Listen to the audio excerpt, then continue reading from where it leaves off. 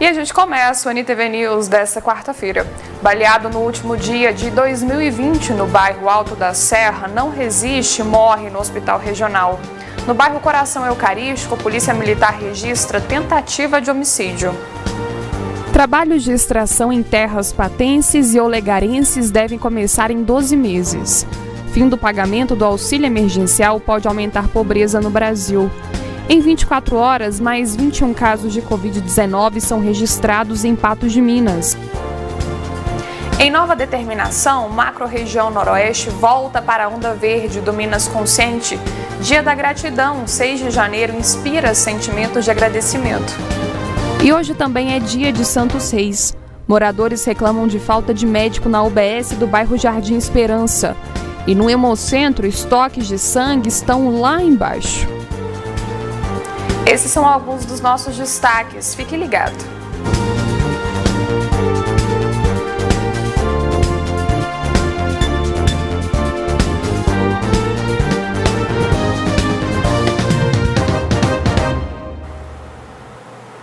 Após quase uma semana internado no Hospital Regional Antônio Dias, faleceu na manhã desta quarta-feira Carlos Alberto Nunes, de 43 anos, que foi vítima de uma tentativa de homicídio na madrugada do dia 31 de dezembro de 2020, véspera de Ano Novo, na Rua Geraldo Luiz da Mota, bairro Alto da Serra. Segundo o que foi apurado pela Polícia Militar, Carlos Alberto estava em casa ouvindo música e bebendo juntamente com familiares e amigos quando alguém bateu no portão. No momento em que ele foi ver quem estava o chamando, recebeu os disparos de arma de fogo. A vítima ainda tentou correr para o interior da residência e permaneceu caído no chão da cozinha até a chegada do socorro. Uma equipe do SAMU fez o atendimento e encaminhou até o Agarrade, onde ele deu entrada com perfurações no lado esquerdo do peito, clavícula, couro cabeludo e na parte dorsal. A polícia ainda trabalha para tentar identificar os envolvidos no crime, mas até o momento ninguém foi preso. Na manhã de hoje, um tamanduá foi encontrado morto com as pernas cortadas. Isso a poucos metros do perímetro urbano de Patos de Minas.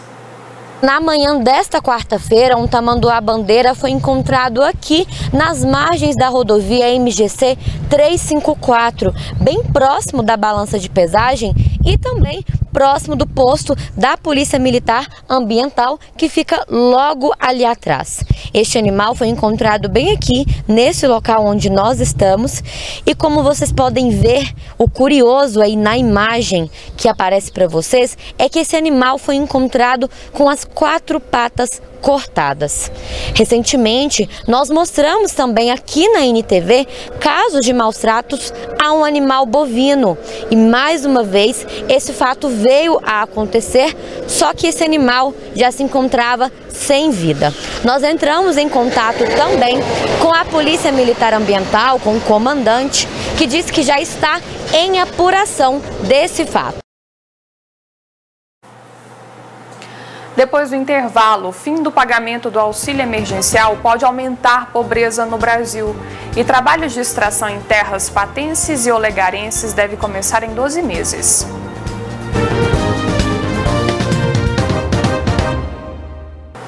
A Terra Brasil assinou um protocolo de intenções bilionário para a extração de fosfato, potássio e titânio nos municípios de Patos de Minas e Presidente Olegário.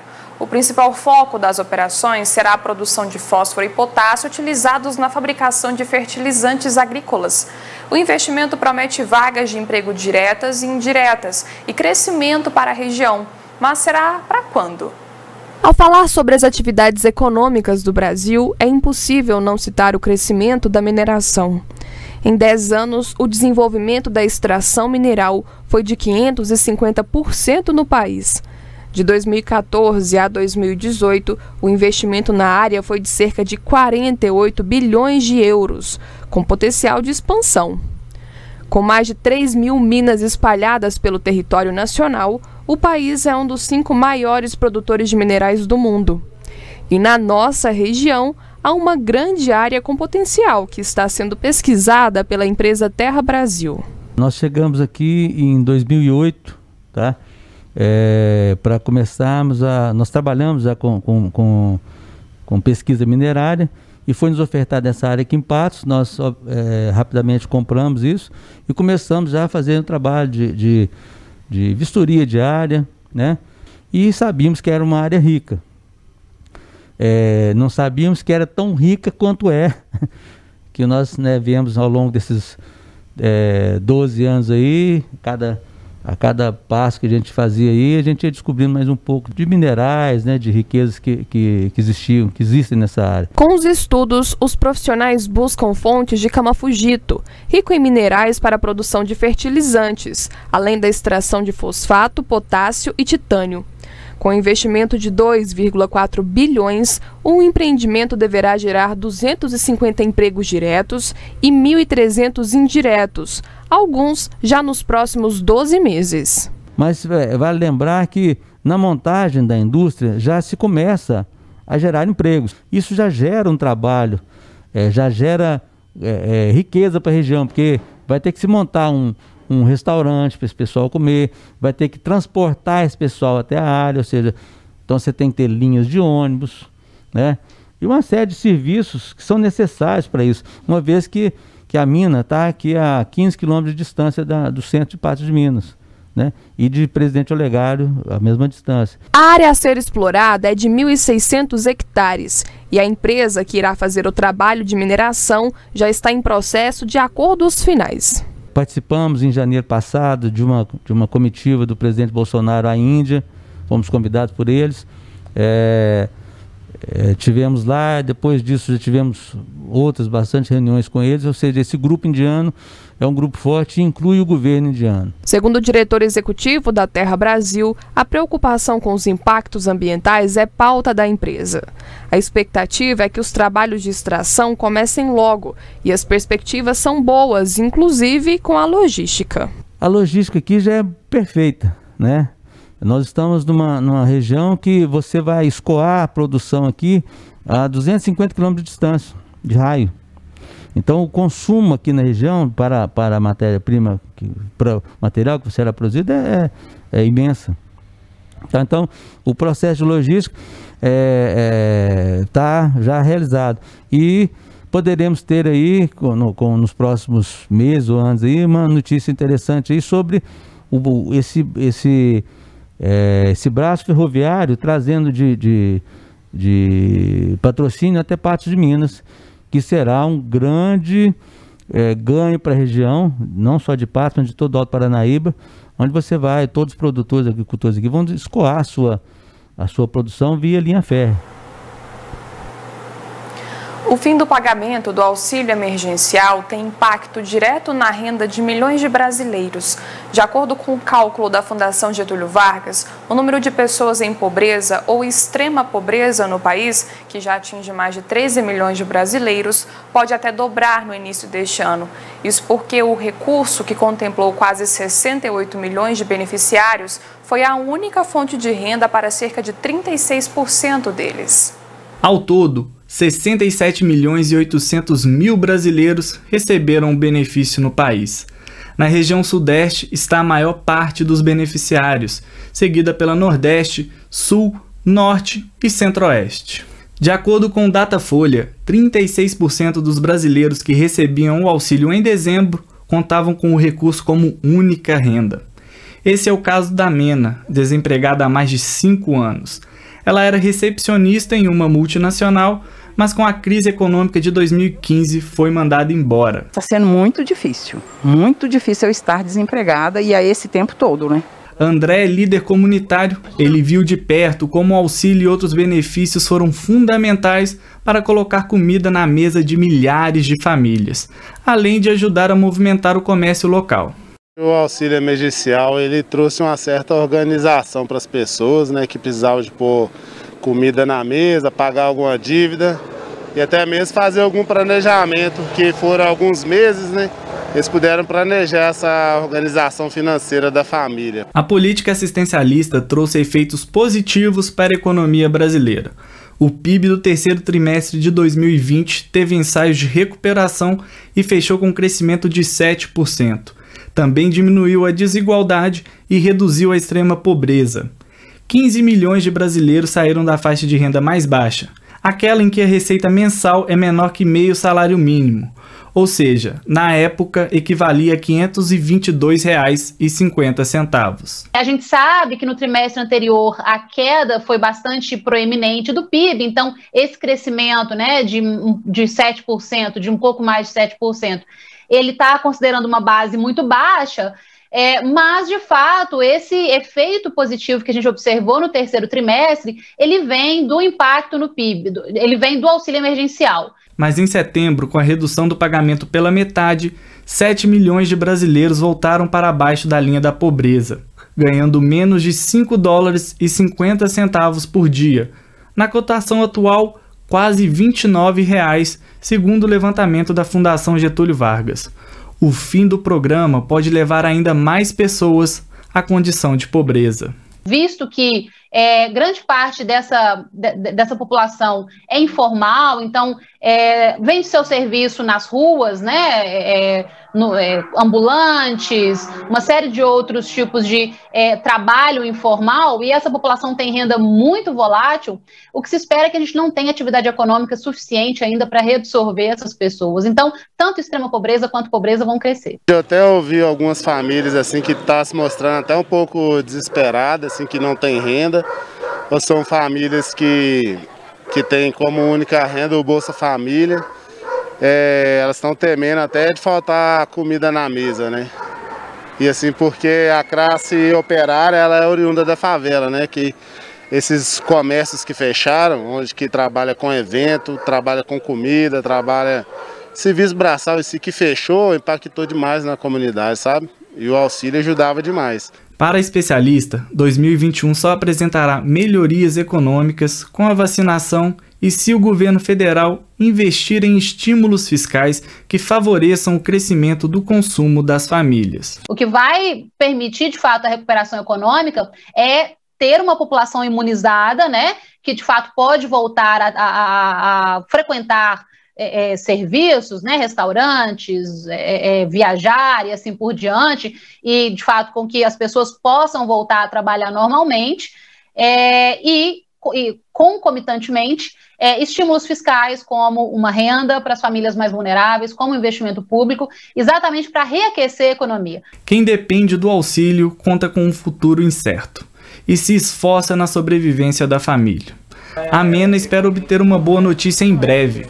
Ela está aguardando o retorno de uma entrevista de emprego e se mantém esperançosa. Nossa, eu estou rezando para conseguir um emprego, né? Inclusive fiz uma entrevista, fui bem na entrevista e fui aprovada na entrevista. E estou aguardando agora para eles me chamarem. No próximo bloco, Dia da Gratidão, 6 de janeiro, inspira sentimentos de agradecimento. E hoje também é dia de Santos Reis. Folhões comemoram a data e lamentam a pandemia.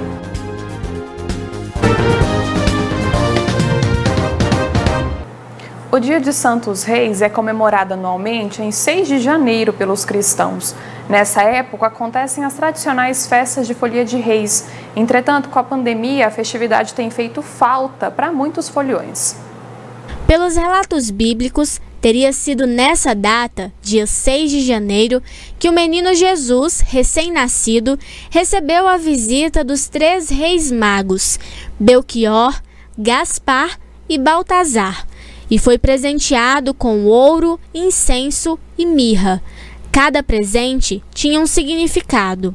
O ouro reconhecia Jesus como rei, o incenso fazia referência à sua divindade e a mirra representava as características humanas de Jesus. As festividades para o Dia de Santos Reis, como as folias de reis, são bastante fortes em algumas regiões do país.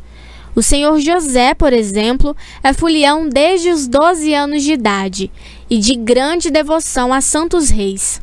Desde os meus 12 anos eu sou folião, porque o meu irmão mais velho também era folião, então eu segui os passos dele, né?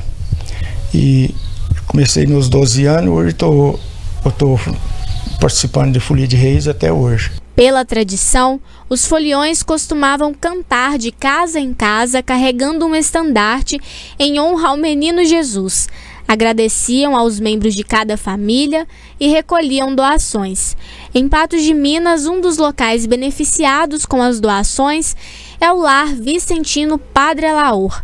No ano passado, no entanto, as arrecadações, apesar de importantes, foram bem inferiores em relação aos outros anos. As folias de reis, através dos santos reis, né? E a Sociedade São Vicente de Paulo, inclusive como presidente do Lar Vicentino Padre Alaor, a gente tem assim, aquele sentimento de uma gratidão, porque eles são os nossos principais parceiros, né? O senhor José sente falta das celebrações e não vê a hora de poder voltar a alegrar as casas enquanto folião. Minha devoção é muita, porque eu começo desde pequeno, né? Inclusive, nós faz um terço aqui em casa todo dia 12 de outubro. Esse ano que passou não teve como nós fazer, por causa dessa pandemia, né? E nem esse ano que vem, vamos ver. Se Deus ajudar, que controlar, né, que vinha essa vacina aí para nós seguir a nossa carreira, é o que mais nós está sentindo falta, porque tem os leilões para ajudar o dispensário, tem muito terço que a gente faz, né, para ajudar o dispensário, de tocar meu cavaquinho, né? E para 2021, o que se espera é que o mais breve possível as comemorações a Santos Reis retornem, para também ajudar as instituições. Talvez chegando a vacina, as pessoas de mais idade ou com algum problema de saúde possam ser vacinados e dar a liberdade da realização das festas, dos terços, voltar a ter aquela alegria como a gente está vendo em muitos, né, clamando por isso. E hoje também é o Dia da Gratidão. Ser grato não é uma tarefa fácil no mundo em que vivemos, mas pode fazer toda a diferença. Agradecer pelo dia, pelas pessoas ao nosso redor, pelo emprego de cada um, pelo simples fato de ter acordado e por ter a oportunidade de começar um novo dia. Essas são algumas das coisas pelas quais podemos ser gratos. Mas e você? É grato pelo quê? Sou pela vida. Eu sou grato pela minha vida boa, graças a Deus.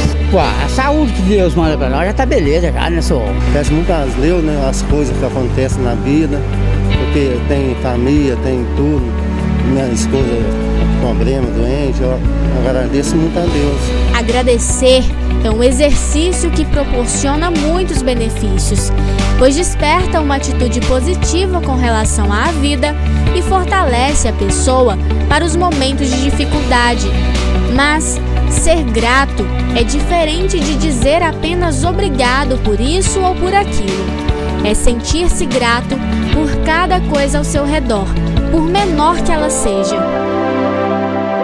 A gratidão, ela vai muito além de você falar um obrigado ou de você falar eu sou grato pela minha vida. A gratidão, ela vai além disso. Porque a gratidão, quando você aprende o que é ela, o que ela significa de verdade, você passa a praticá-la, você pratica ela desde a hora que você abre os olhos de manhã, que você acorda, até a hora que você deita e fecha os olhos. Você está praticando a gratidão.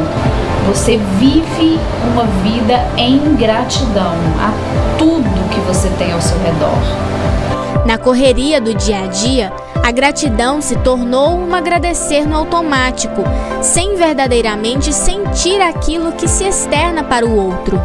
E a banalização da gratidão vem porque a pessoa, o indivíduo, ele não consegue internalizar dentro dele o real significado da gratidão. Porque também foca muito no negativo, nos problemas da vida, sendo que cada coisa que acontece na nossa vida, tanto de boa ou ruim, a gente sempre tira um aprendizado muito grande. E a gente precisa olhar para esse aprendizado. Mas é um ato simples, que podemos começar a qualquer instante. Por exemplo, ao beber um copo d'água, ou simplesmente ao acordar, ou ainda após finalizar o dia vivo. Exemplo disso são as crianças, que na inocência delas sabem sentir gratidão por tudo aquilo que têm. Portanto, nesse dia e em todos os outros de nossas vidas, sejamos gratos por tudo aquilo que nos cerca. Como que eu exercito e pratico a gratidão? Sentindo. Eu preciso sentir e não ficar só que eu tenho que agradecer isso, eu tenho que fazer aquilo, eu tenho que não sei o quê. Não, a gente sente a gratidão. Respira e se é grato. Você toma uma água, agora que você sente o sabor da água, você agradece. Tipo assim, não tá escrito assim, eu vou agradecer pela água que eu bebi. Peraí, agora eu tô bebendo água, eu vou agradecer. Não, não é aqui, é o sentir. Nós, adultos, nós temos muito mais a aprender com as crianças do que nós ensinarmos para elas, porque a gente esquece como viver uma vida naturalmente feliz. Então nós precisamos olhar mais para as crianças e aprender mais com elas.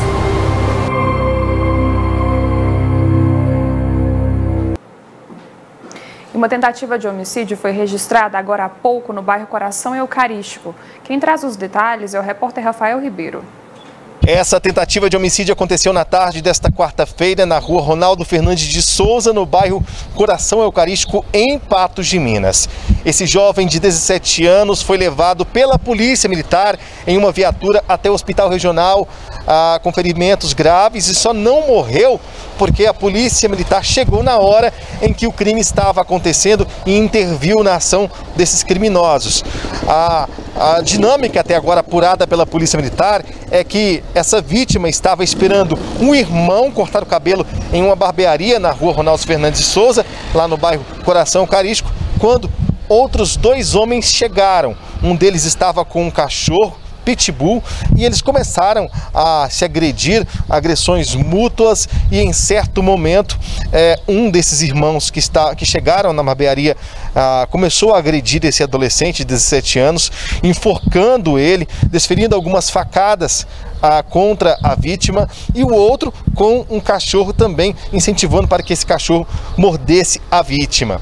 A polícia chegou, esses suspeitos correram, saíram do local, um deles foi preso pela polícia, trazido para a delegacia de plantão.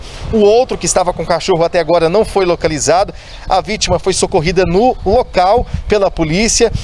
O SAMU chegou a ser acionado, só que para ser mais rápido, a polícia levou esse jovem até o hospital regional. Ele está internado, o quadro de saúde dele ainda não foi informado pelo hospital, mas segundo a polícia, ele sofreu aí algumas facadas na região da cabeça e também pode ter sido perfurado na região do abdômen e peito. Não se sabe ainda o estado de saúde dele, a gente vai continuar apurando. Com relação a esse outro suspeito que não foi localizado pela polícia, a polícia continua em diligências para tentar localizá-lo e fazer a prisão dele. Agora a polícia busca informações, conversa com testemunhas, com pessoas, para tentar entender qual foi a dinâmica do crime, já que pela manhã a suspeita é que um dos autores teria chegado a correr atrás dessa vítima de 17 anos com um simulacro de arma de fogo, que inclusive também foi apreendido pela polícia nessa operação de hoje, quando a polícia interviu nessa tentativa de homicídio. Qualquer desdobramento a respeito do caso, a gente volta aqui no jornalismo da NTV. Com as imagens do Diego Braga, Rafael Ribeiro, direto para o NTV News. Depois do intervalo tem mais informação. A gente atualiza o número de casos de Covid-19 em Patos de Minas.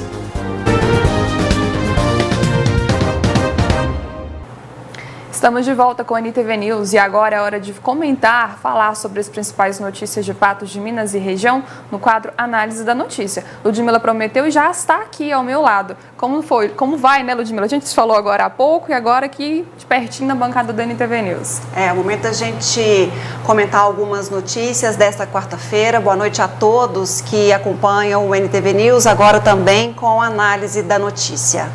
A gente começa falando sobre o enfrentamento da pandemia aqui em Patos de Minas, trazendo os dados atualizados das últimas 24 horas aqui na cidade. A gente coloca na tela aí os novos números da pandemia aqui em Patos de Minas. E bom, Ludmila, nas últimas 24 horas a gente tem 21 novos casos registrados, né? Que esse boletim aí traz. Esse número ele é menor do que os registrados nos 2 primeiros dias dessa semana, que a gente teve então a segunda-feira com 47 casos, ontem 67 casos. Mas o problema é que isso não significa nada, né? É um número menor hoje, mas que em comparação até mesmo com os outros dias, ainda há preocupação. Porque a gente vive flutuação, Jéssica. Essa é a grande questão. A gente vive um momento em que um dia tem muitos registros, no outro uma queda nos números, de repente uma crescente. Então não tem uma regra, o que a gente tem percebido aqui em Patos de Minas. Mas fato que acabei de conversar com a diretora técnica da UPA, médica generalista, que atende também no hospital de campanha. Em Patos de Minas, a média são 160 pessoas que dão entrada na UPA aqui. Apenas 40 testes são disponibilizados. E aí são feitos testes em pessoas que têm algum tipo de comorbidade ou que apresentam sintomas mais agravados. Então esse número aí não reflete exatamente a realidade, dá um parâmetro do qual nós passamos. Então temos aí mais 21 novos casos, temos aí mesma quantidade de pessoas internadas, praticamente as mesmas também em recuperação, em isolamento domiciliar, óbitos permanece um número de 102, crescimento para pessoas tratadas da Covid, a gente tem um parâmetro da doença no município. Bom, Ludmila, então a gente entende que da grande maioria dos casos de Covid-19, que são com sintomas mais leves, essas pessoas não são testadas. E aí não dá para afirmar se a pessoa ela tem ou não Covid. Ela apresenta algum sintoma e até a doutora Sara, ela explicou o seguinte, que para essas pessoas até é orientado. Se você tem condições de pagar um exame particular, o faça. Mas se a pessoa tem algum sintoma, essa pessoa também ela é afastada. Ela é colocada em isolamento. Mas fato que a gente tem um número 4 vezes maior dando entrada na UPA com sintomas, pessoas que chegam na ala Covid, mas 4 vezes menos é testada para a gente ter essa confirmação exata da doença ou não. A gente vai agora para a tela de ocupação hospitalar aqui de Patos de Minas. A gente percebe nessa tela que há um aumento maior na ocupação total, mas que no boletim anterior a gente mostrou que há o mesmo número de pacientes até ocupados, que ocupam leitos de UTI. Ludmila, a gente percebe então que pode ser um paciente de outras cidades que estão, né, ocupando leito de UTI aqui em Patos de Minas, que teve esse salto tão grande na ocupação total. Avaliando só a questão de leitos ali, ocupação Covid, a gente não tem muita alteração ali, a gente tem uma subida em ocupação de leitos clínicos, quando falamos de leitos públicos e privados, queda em ocupação de leitos clínicos só quando a gente analisa leitos públicos, número de ocupação de leito de UTI, hospitais públicos permanece, pequena, ligeira queda em relação a leitos de UTI somados leitos públicos e privados. É aquela flutuação, Jéssica, que a gente tem que observar, porque até a doutora Sara também dizia, olha, daqui para frente a gente teme o que vai acontecer, né? Dada as festas e muitas pessoas também viajando. Então, vamos ver o que vai acontecer. A gente não quer que esses números mudem, permaneçam como estão, diminuindo a cada dia, mas é uma realidade difícil de acreditar que aconteça daqui para frente. Bom, e nessa quarta-feira o Comitê Extraordinário Covid-19 definiu como fica a atualização do Plano Minas Consciente. A gente coloca agora na tela o mapa de Minas Gerais com a atualização do programa Minas Consciente e ficou decidido, então, que a macro-região sul retornou para a onda vermelha. E a nossa região, que é a macro-região noroeste, ela avançou para a onda verde do Plano Minas Consciente. O que chama mais atenção, Ludmila, ainda nesses dados informados pelo comitê, é que houve um crescimento de 9% na taxa de incidência da doença em todo o estado nos últimos 7 dias. E a gente vê que apenas uma região aí, então, que foi para a onda vermelha. As outras se mantiveram e a gente teve mais uma região, a nossa região, indo para a onda verde. Jéssica, a gente tem um panorama preocupante, né, no estado. A gente tem a maior parte aí vinda de uma onda vermelha, caminhando para as demais também nessa fase mais restritiva do Plano Minas Consciente. A atenção é para Noroeste, que vai para a onda verde. E o grande temor disso tudo é que, para algumas pessoas, quando veem que tá onda verde, então o que a gente está fazendo está tudo certo. Então são as medidas que a gente deve continuar seguindo. Isso pode fazer com que muitos baixem a guarda, se está tudo certo, para que aumentar a vigilância com relação à transmissão da Covid ou os cuidados necessários. O que a gente tem aí é como parâmetro para as atividades econômicas, né, sobre aquela atividade que pode ou não funcionar para os municípios que estão no Minas Consciente, porque tem outros municípios como Uberlândia, Belo Horizonte, que não seguem o Minas Consciente, seguem outra portaria, mas também por decisão judicial eles têm que seguir algo e lançar medidas restritivas com relação à Covid. Então a gente vê esse mapa, preocupa mesmo quem está na onda vermelha ali e até mesmo os com a onda verde que podem pensar que está tudo certo, então vamos continuar da forma como estamos agindo, mas a gente vê que os números não nos favorecem. Pois é, falando em Belo Horizonte, o prefeito anunciou, Alexandre Calil, que vai fechar o comércio não essencial, né? Patos de Minas segue na onda verde, já que a gente faz parte do plano. Essa atualização também foi divulgada nessa quarta-feira e vale a partir do dia 9 de janeiro. Então aí o que muda de hoje para a semana passada é que na semana passada a gente estava na macro-região amarela e hoje nós estamos na micro-região verde. A gente permanece então por mais 7 dias dessa maneira, Ludmila. A orientação então é essa, né? O funcionamento da economia continua.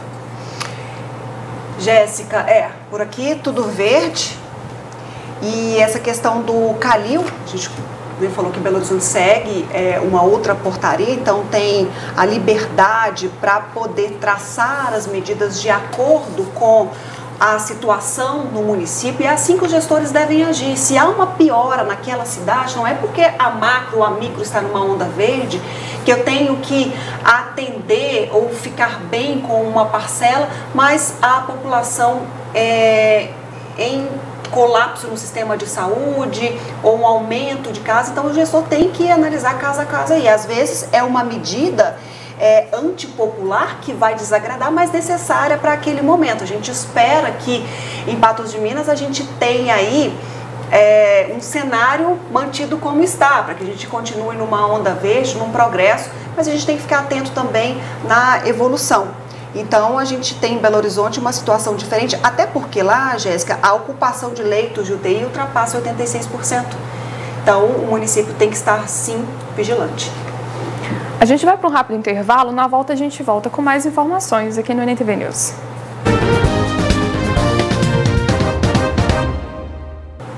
Mais uma vez, moradores reclamam que não há médicos na UBS do bairro Jardim Esperança. A situação exibida no NTV News no dia 28 de outubro de 2020 se repete. Faltam médicos na UBS do bairro Jardim Esperança. No ano passado, o problema foi apresentado em reportagem feita por Rafael Ribeiro. Diante da denúncia de falta de médico, nós viemos até a unidade de saúde da família do bairro Jardim Esperança. Conversamos aqui com as enfermeiras, inclusive com as atendentes aqui, que disseram o seguinte: toda essa parte alta da cidade, que envolve os bairros Jardim Esperança, Morada do Sol, Colina, Boa Vista, é atendida por duas regiões, a região 9 e a região 16. São áreas divididas por equipes médicas. Na área 9, o serviço está regular, funcionando tudo normalmente. Já na área 16, assim, uma deficiência de um médico fixo aqui na unidade, mas que os serviços médicos emergenciais estão sendo prestados a toda a população. Só que as visitas, como é a reclamação da Maria Aparecida, a residências de acamados que não conseguem vir até o posto de saúde, estão suspensas. Verificando isso, sabemos que a denúncia da Maria Aparecida tem plausibilidade. Ou seja, os exames da mãe dela, que têm que ser mostrados, devem ser feitos aqui com o médico que fica residente no local. Esses outros médicos que estão atendendo aqui é apenas um médico que atende as grávidas e uma médica que vem uma vez por semana atender outras pessoas. Nesta terça, recebemos vídeo da telespectadora Ana Paula, que relatou transtornos semelhantes. Agora esse posto meu aqui do Jardim Esperança tem mais de 3 meses que está sem médico. Você passa mal, chega lá, você precisa de uma consulta, às vezes uma coisa simples. Esses dias eu ando tendo queda de pressão, estou precisando saber o motivo, o que está acontecendo. Uma coisa assim, eles mandam você procurar a UPA. Uma coisa assim, não acho que é motivo de procurar a UPA, né? E você chega na UPA, eles falam, procura o posto, não é motivo de você vir no posto. E, assim, tá um caso sério, porque a UPA é para coisa de urgência, eles sempre mandam você procurar o posto. A culpa não é do posto, mas a gente precisa de um posto de saúde. O pedido é para que algo seja feito com urgência. E não tem médico no posto. Eu queria muito saber a providência que eles vão tomar agora com esse novo prefeito.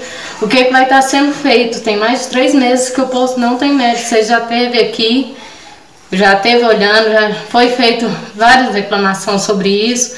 E agora eu preciso, como que eu faço sem essas receitas? Não consigo comprar os remédios. Em nota, a Secretaria Municipal de Saúde disse que desde novembro do ano passado tem tentado contratação. Uma médica chegou a aceitar, mas desistiu de assumir a função antes de entregar os documentos para a efetivação do contrato. Depois dela, outros 4 médicos classificados em processo seletivo em vigor foram convocados. A última profissional convidada ainda não se posicionou e o prazo dela para dar resposta vence no dia 12 de janeiro. O médico que ocupava o cargo no posto está afastado por atestado em razão de pertencer a grupo de risco da Covid-19. A Secretaria de Saúde já autorizou a abertura de novo processo seletivo em fevereiro para a contratação de médicos, uma vez que a lista de classificados no processo em vigor está nos últimos nomes. Ludmila, é um problema que a gente mostrou em outubro e que ele é muito frequente, não só nessa unidade básica de saúde, como em todo o sistema de saúde de Patos de Minas, né?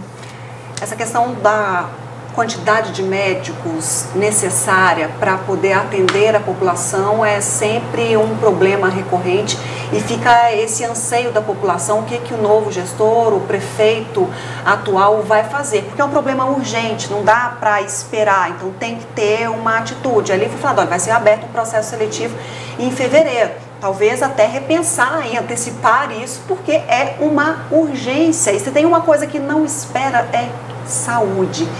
E a gente vê médicos e até demandados para atender a Covid, com uma quantidade de pessoas por atendimento enorme no sistema público de saúde, e a gente vê uma equipe já cansada, exausta. Então é preciso repensar essas urgências, essa necessidade, pensar até em antecipar esse processo aí, já que a gente está numa lista final de nomes e com profissionais desistindo, e repensar também o sistema de saúde também para tratamento Covid, porque a gente e os profissionais de saúde e as autoridades em saúde vislumbram momentos difíceis nos próximos dias, nas próximas semanas, então é preciso planejamento para que a gente não enfrente um sufoco como enfrentamos em determinados momentos dessa pandemia, por exemplo. E o problema não é só questão de profissionais, né? Agora a gente vai para um outro local aqui de Patos de Minas, o Hemocentro, que passa por dificuldades com estoque de sangue baixo. Os do tipo O são os mais necessitados no momento. O ato de doar sangue requer responsabilidade, compromisso e solidariedade. Disso o Ender sabe bem. Há 3 anos ele é doador fixo no Hemocentro de Patos de Minas e a cada 3 meses vem fazer sua doação. É uma questão mais de nobreza mesmo, porque a gente vê às vezes muita gente precisando, né? A necessidade, e a gente com a saúde estável não tem porquê da gente não fazer esse ato, né? E eu senti vontade desde então, e eu dou sempre que pode, que existe todo um protocolo, a gente está sempre aqui doando. Os bancos de sangue de todo o país vivem no limite e na época de férias os estoques caem a níveis perigosos. Na pandemia, o número de doadores também caiu. Por isso, neste sábado, haverá uma coleta em horário especial. O horário é de 7 às 11 da manhã. Nós estamos atendendo por agendamento, para evitar aglomeração, né, e ter uma segurança maior para quem está doando sangue e para os funcionários também. O tipo O, que mais está em falta ajuda a salvar pacientes com vários tipos de doença, inclusive a Covid-19. Nós estamos precisando de todos os grupos sanguíneos, mas os mais comuns, né, na população aqui em geral, é em torno de 50% das pessoas são O positivos. E aí depois tem o O negativo, que nós temos uma dificuldade, porque ele é muito raro, só 5% da população que tem, e ele pode só receber doação do mesmo grupo sanguíneo, que é o O negativo. Para efetuar uma doação de sangue, o candidato deve agendar um horário e atender a alguns critérios. O critério para doar sangue, a pessoa tem que estar muito bem, né, de saúde, ela não pode ter tido contato com pessoas suspeitas, né, de estar com Covid, e quem teve, após 30 dias, mas cessar todos os sintomas, aí ela pode se candidatar a doar. Vai chegar aqui, tem que trazer um documento oficial com foto, ela será cadastrada e o médico vai fazer uma entrevista para ver se ela está dentro dos critérios básicos. Quem doa sangue salva vidas. É alegria, né? E pensando assim que a gente está fazendo bem para alguém sem a gente saber quem, né? Porque a gente parava para pensar, eu nem sei para onde que vai o meu sangue, o que vão fazer com ele, né? Mas o sentimento que eu carrego dentro de mim é que eu estou ajudando alguém sem pensar ou sem preocupar quem que é, e tipo assim, e pensar que alguém vai estar melhor com o que eu estou fazendo. Esse pedido também é frequente aqui no NTV News, né? Diversas vezes os profissionais do Hemocentro pedem que a gente vá ao local mostrar a realidade, conclamar esses doadores de sangue, porque esse material é utilizado em muitas situações, em muitos pacientes, aqui em Patos e também em outras cidades. Mas a gente entende também essa queda, né, Jéssica, se a pessoa tem uma suspeita, está com Covid, tem que ter que esperar esse tempo ali. Há também aquele temor das pessoas que, né, estão mais cuidadosas em isolamento, mas aquelas que podem ajudar a atender esse pedido tão necessário. Jéssica, eu estava abrindo aqui o meu celular para a gente pegar uns dados que a gente falava mais cedo da campanha de Folia de Reis. Hoje, 6 de janeiro, Dia dos Santos Reis. Dos Santos Reis, e seria aquele momento da abertura da campanha das Folias de Reis na região. E aí eu pedi às equipes que organizam as campanhas de Folias de Reis em Patos de Minas o que seria a arrecadação estimada para esse ano, até para a gente comparar com a arrecadação em anos anteriores. E olha só que números interessantes temos aqui, Jéssica. Em 2017, a arrecadação foi de quase R$901 mil. Em 2018, cresceu para quase R$904 mil. E em 2019, chegou a quase R$940 mil. Olha só esse resultado. Em 2020, sabe para quanto foi a campanha? Estava crescendo, né? Sim. Para cerca de R$600 mil. Foi para pouco mais da metade, né? Então 2021, sem ter iniciado essa campanha, não sabe quando exatamente vai acontecer, pode ter um resultado aí que não dá muito para ter esperança de ser maior do que nesse ano de 2020. Olha que muitas pessoas dependem desse dinheiro porque são mantidas em casas de assistência social. O Lar Vicentino Padre Alaor é uma dessas entidades, né, que é beneficiada com essa arrecadação da campanha de Folias de Reis. Quão importante é o trabalho dessa campanha, né? Além de levar cultura, ainda mantém todas essas pessoas. Vamos colaborar na medida do possível para que esses trabalhos tão bem realizados e tão necessários continuem. Bom, a gente encerra assim a edição de hoje do NTV News. A gente volta com mais informações amanhã, né, no 30 Minutos. Também tem mais informação no Pato Já. Ludmila, obrigada pela participação, pelas informações. Obrigada, Jéssica. Obrigada a todos pela companhia e boa noite. Boa noite, até amanhã.